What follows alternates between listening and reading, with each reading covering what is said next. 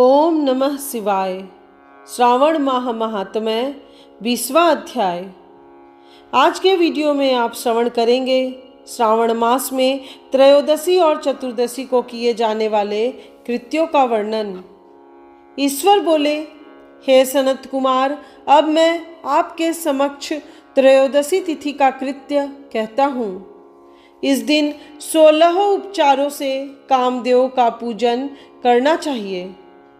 अशोक, मालती पुष्प, देवताओं को प्रिय कमल, कौसुंभ तथा बकुल पुष्पों और अन्य प्रकार के भी सुगंधित पुष्पों, रक्त अक्षत, पीले चंदन, शुभ सुगंधित द्रव्यों तथा पुष्टि प्रदान करने वाले तथा तेज की वृद्धि करने वाले अन्य पदार्थों से पूजन करना चाहिए।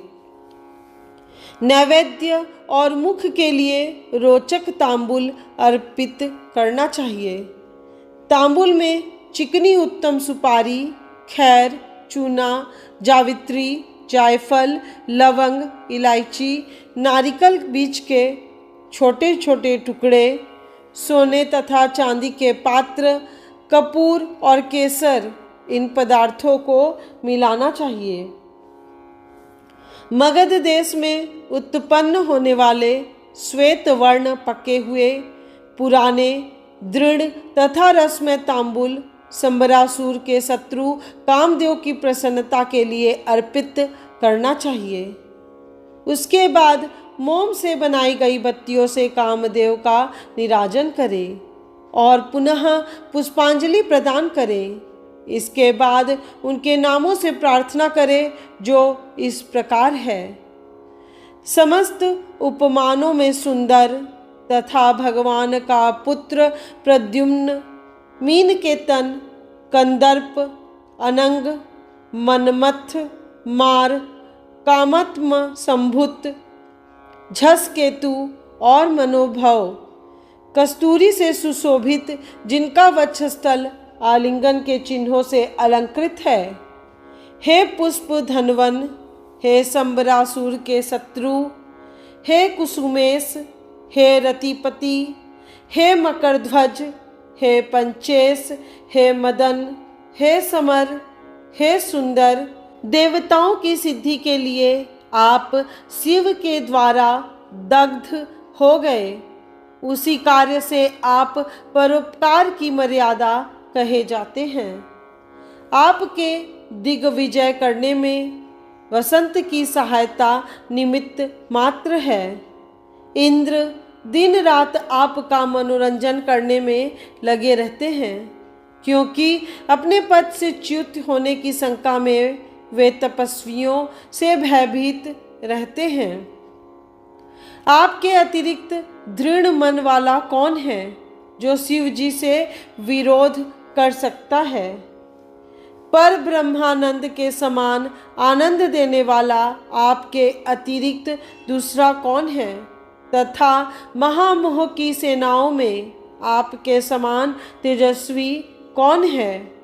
अनिरुद्ध के स्वामी और मलयगिरी पर उत्पन्न चंदन तथा अगुरु से सुवासित विग्रह वाले जो देवेश कृष्ण पुत्र हैं, वह आप ही हैं।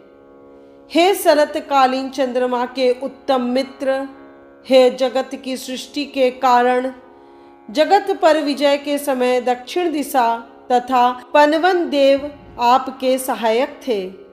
हे नाथ, आपका अस्त्र महान, निष्फल न होने वाला, अत्यंत दूर तक जाने वाला, मर्म स्थल का छेदन करने वाला, करुणा शून्य तथा प्रतिकार रहित है।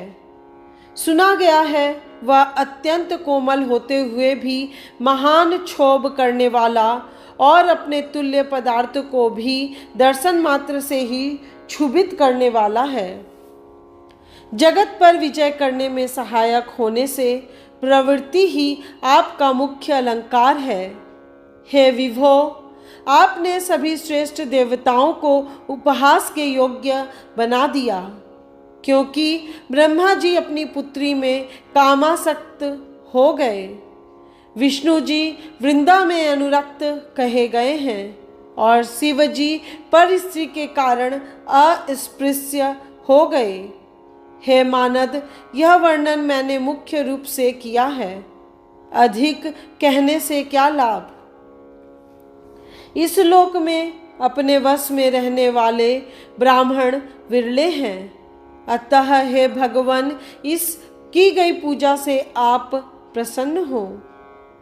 श्रावण मास में शुक्ल पक्ष की त्रयोदशी तिथि के दिन पूजा करके कामदेव प्रवृत्ति मार्ग के विषयासक्त व्यक्ति को अत्यधिक पराक्रम तथा शक्ति करते हैं और निवृत्ति मार्ग में संलग्न व्यक्ति से अपने विकार को हर लेते हैं। श्रावण मास में शुक्ल पक्ष की त्रयोदशी तिथि में अपनी पूजा के द्वारा संतुष्ट होकर ये कामदेव सकाम पुरुष को अनेक प्रकार के अलंकारों से भूषित तथा मनोरम स्त्रियां प्रदान करते हैं और दीर्घजीवी गुणों से संपन्न सुख देने वाले तथा श्रेष्ठ वंश परंपरा वाले अनेक पुत्र देते हैं। हे मानद, त्रयोदशी तिथि का जो शुभ कृत्य है उसे मैंने कह दिया। अब चतुर्दशी तिथि में जो करना चाहिए उसे सुनिए। अष्टमी को देवी का पवित्रारोपण करने को मैंने आपसे कहा है। वह यदि उस दिन न किया गया हो तो चतुर्दशी के दिन पवित्रक धारण कराएं। चतुर्दशी तिथि को त्रिनेत्र शिव को पवित्रक अर्पण करना चाहिए। इसमें पवित्रक धारण कराने की विधि देवी तथा विष्णु जी की पवित्रक विधि के समान ही है। केवल प्रार्थना तथा नाम आदि में अंतर कर लेना चाहिए। सेव, आगम तथा जाबाल आदि ग्रंथों में इसकी जो विधि है उसी को मैंने कहा है। विकल्प से इसमें जो कुछ विशेष है उसे मैं आपको बताता हूँ। 11 अथवा 48 अथवा 50 तारों का समान ग्रंथि तथा समान अंतराल वाला पवित्रक बनाना चाहिए। पवित्रक 12 अंगुल प्रमाण के, 8 अंगुल प्रमाण के, 4 अंगुल प्रमाण के अथवा पूजित शिवलिंग के विस्तार के प्रभाव वाले बनाकर शिव जी के प्रसन्नता के लिए अर्पण कर देने चाहिए। विधि पहले बताई गई है, फल आदि पहले कहे जा चुके हैं। जो इस व्रत को करता है वह कैलाश लोक प्राप्त करता है। हे वत्स, मैंने यह सब आपसे कह दिया, अब आप और क्या सुनना चाहते हैं? इस प्रकार श्री स्कंद पुराण के अंतर्गत ईश्वर सनत कुमार संवाद में श्रावण मास महात्म्य में त्रयोदशी चतुर्दशी कर्तव्य कथन नामक 20वां अध्याय पूर्ण हुआ।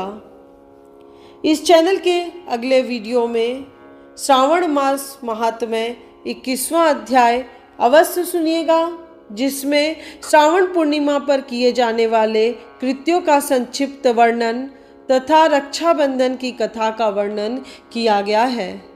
यदि आज का वीडियो आपको पसंद आया हो तो वीडियो को लाइक करें और अधिक से अधिक लोगों को शेयर करें, क्योंकि ज्ञान बांटने से बढ़ता है।